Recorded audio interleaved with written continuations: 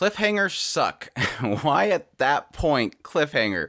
Gonna be interesting. Next episode is really gonna be interesting. But yeah, episode 18 of Reign of Kings. I'm glad that a lot of my theories on what was gonna happen in this episode actually happened. Now, not a full perspective of what Miranjo, or at least her history. I just knew that they were going to have to get, at this point, into Miranjo's history. And sure enough, we got quite a bit in this episode. But yeah, I just, I don't know.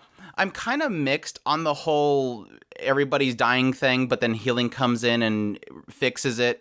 It keeps doing this whole thing where, oh, Hiling's out of potions. Oh, no, there's more healing potions. Okay, now Appius is okay. Okay, now she's out of potions this time. But I don't know. It's not bad because I love all these characters and I still struggle when I see them hurting. Like right this episode, I'm going, oh my gosh, they're literally going to get rid of Desper. And I'm not happy about that, especially after they kind of equated Desper to Boji. And so we get a real clear idea why exactly he helped Boji. But yeah, so the episode, opening up the episode, we have a conversation between Bebin and Bosse as Bebin's trying to figure out what's your prerogative? Like, what are you exactly doing? And it seems like Daida's like, of all the people that I've met, I've seen the darkest of hearts, but all the people around me right now basically are the kindest of people he's ever met, including, he says, and even more so, with Bebin. Bebin's like the one person that he's deeming as being the most kind-hearted of everybody he's met. And that's when he starts getting into Miranjo, which he specifically says, we finally get a clear picture here, out of the eyesight of Miranjo and her perspective, that Miranjo is in fact the one that he holds dearest. Of everybody else, Miranjo. And so again, it gives that, even though he is conflicted by the fact that everybody is in trouble, and again, even busting out of the jail temporarily, over Hiling crying out, Miranjo is the one that he holds dearest. Now, we don't have a full idea of exactly what his connection is with Miranjo, just the fact that he's met her and he watched the downfall of the kingdom that she was from. We're not quite at the point yet where we're getting into their travels together or what this demon possibly did with the two of them, but at least we get that perspective. At this point, we cut over to Hiling near Appius, and again, technically she rushes in there and heals him despite the fact that he's like, go save Miranjo, and they're like, and Dorsch is like, let it go. Like, are you really going to do this again? And yeah, sure enough, even after she heals him, she's like, go save Miranjo yourself. He's like, wait, you're going to let him betray you again? I really love this scene because this is like that point in which you really see like Hiling as a leader. Like, yes, technically every time before, she's very, obviously the queen, she has that stature, and you have these points in which she's basically just being protected. This is a point where she's like, okay, you go do this, I don't care. Even Domas shows up, and she's like, I forgive you, just do good now.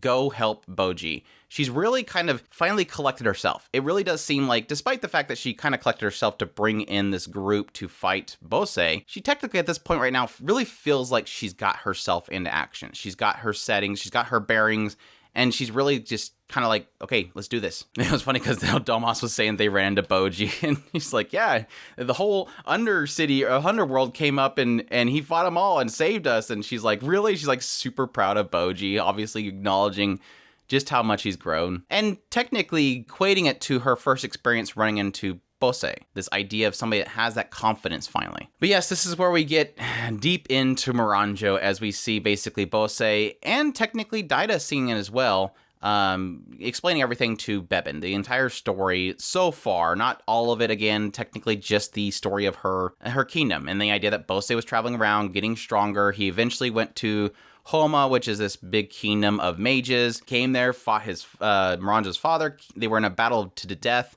Father died, he nearly died, the mother saved her. And we kind of got a brief glimpse of the mother in the previous episode, but this is where we do get an idea. Yeah, Miranjo's mother was like the kindest of kind. She would give everything to anybody, the shirt off her back if she wants to. And this kind of travels into this kingdom that they basically worked with, which that kingdom pretty much took full advantage of them, used them, learned their magic, rebuilt their kingdom using the Homa, and eventually to the point where they betrayed them because Homa was fighting against the gods. The gods were taking over all the different countries, and they were the only ones fighting back. They wanted allies, and their allies basically betrayed them and sold them off. Which, by the kindness of Miranjo's mother, he chose to basically protect that kingdom, and that's why he was kind of involved with that. Was the kingdom they were allying with that betrayed them was the Gakuza kingdom, and I sounds vaguely familiar. I don't know if they've mentioned it yet. I wanted to say that it was the kingdom that Kage was from, but I don't know. If it's not been mentioned yet, don't worry about telling me in the comments. But yeah, that was kind of messed up, seeing the mother getting killed. It kind of bugged me at first because it kind of made out this idea that, it's a very selfish kingdom, and then eventually they came in and robbed her and killed her. But it was, and I'm assuming that at that point, he's going to show up and save Miranjo, but I was frustrated because I was like, okay, yeah, I get that they're selfish, but I don't know if they go that far. And then, yeah, sure enough, saying the idea that they sold them off to the gods pretty much makes sense. So yeah, we'll see where it goes from there. Like I said, my assumption is that Bosse saves Miranjo at this point. Obviously, she has no kingdom to go back to, so they just basically start traveling together. And we'll probably get into, again, that pursuit of strength, her helping him get that strength, and then eventually that pact to the demon. But yeah, this is when we get into the fight in full force with between Oken and Boji and the captain and Desper, and also apparently at the very end, Kage. Where it does seem like while Kage is seemingly trying to question Miranjo, you do have Boji getting to his limit. And right at that point in which him being at his limit and Kage wanting to help him and he keeps telling him, no, don't get involved. The selflessness of Boji and not wanting anybody else to get hurt. Yeah, that's when Desper shows up with the captain.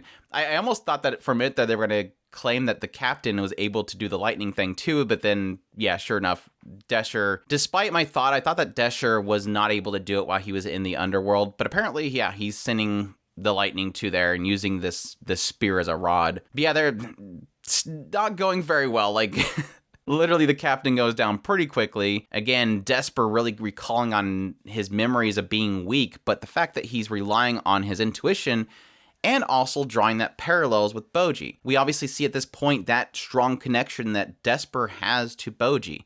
The reason why he helped him was because Boji was just like him. He was weak, but he could be taught. And that was what Desper relied on, was his intuition. And again, wanting desperately to help Boji, he put his life on the line just to stop Oken. But not only that, but it really has this brief moment where it seems like he's like accepting his fate along with his brother. Like, let's go together.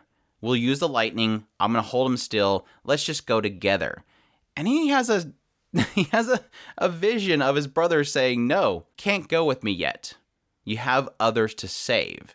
Now, what is that going to turn into? Because right after that whole scene, he immediately gets stabbed and falls down. But it essentially implies this idea that, it's not your time thing. There's something else you got to do. So we'll have to keep that in mind going forward. If Desper ever runs into a situation, or we run into a situation where Desper's nearby, probably the moment in which Desper has to act. But yeah, with everybody falling down, Boji jumping back into the mix, apparently Oken randomly decides that he needs to go after Kage, because Kage was about to destroy Miranjo. But yeah, Boji jumps on him, starts getting stabbed more, and then just about to be finished off. And yeah, the cliffhanger, Kage, in a frantic, panic, just turned to a gigantic, crazy slime monster and consumes Oken. So that came out of nowhere.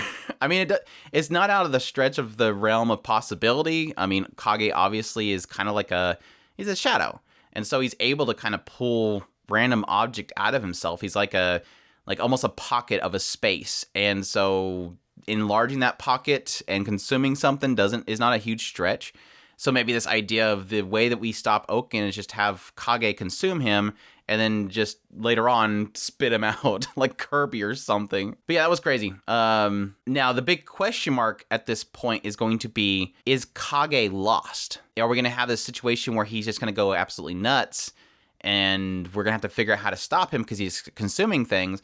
Maybe Miranjo has knowledge of, his clan and maybe knows a way of stopping him. But really curious where that's going to end up. But yeah, solid episode. Really kind of more around seeing that history of Miranjo and Bosse. Now, granted, it's not into the realm yet of my interest, which is getting into, what is the demon involved with, and also what is the betrayal? Where do we get from here to the point where she's being hunted down and her skin basically being ripped off? I'm assuming that whole ordeal, that Daida scene, was just the hunting of her people, where this kingdom betrayed the Homa, and maybe that's just kind of her creating something there. Because at that, like I said, at that point, I would assume that Bosse is going to... Now, it could turn into a thing at this point. She's going to flee, get out of there, and then later on be hunted down by villagers, and then Bosse shows up. But my assumption at this point is that Bosse is going to show up here. So what was that vision that Daida seen? Is that a manifestation of what happened with her mother? That's going to be the big question mark. Oh, it was also interesting to see that I had an answer to my previous question in the last episode. Why did Oken throw a rock? Well, they answered this episode in that he throws rocks at vital spots in the body to stun people. And so the captain figured that out finally. Well, technically, Boji figured it out first. It just, again, we didn't know exactly what he was doing. And yes, we technically got a lot more inner conflicts with Miranjo, as she's remembering her mother saying things about, creating your own happiness through the happiness of others. Again, technically the thoughts that she was having in the previous episode about her mother and her just unmatchable kindness to other people. It seems like at some point she hopefully will stop being selfish and stop what she's doing. But still, technically, not redeemed. We're going another episode and still not redeemed. We'll see. We'll see if it could pull something off. It is technically going the idea that she's dealt with so much tragedy in her past and so much darkness. Similar to what Bosse said, he's seen the darkest of the dark.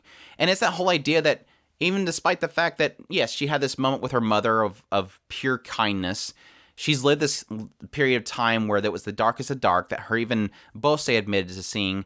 And then there was this period of time where she was in happiness with Bosse, equally with him as well with her, assuming. But then there's still that element of let's be alone away from the darkness.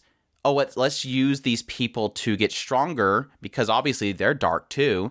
And then the moment of realization that Bosse seems to be having a little bit, maybe Miranjo as well, of, oh, by the way, the people that we're manipulating right now are actually kind too. So it's the idea of kindness, betrayal, finding happiness, and then doing to others what you originally ran away from.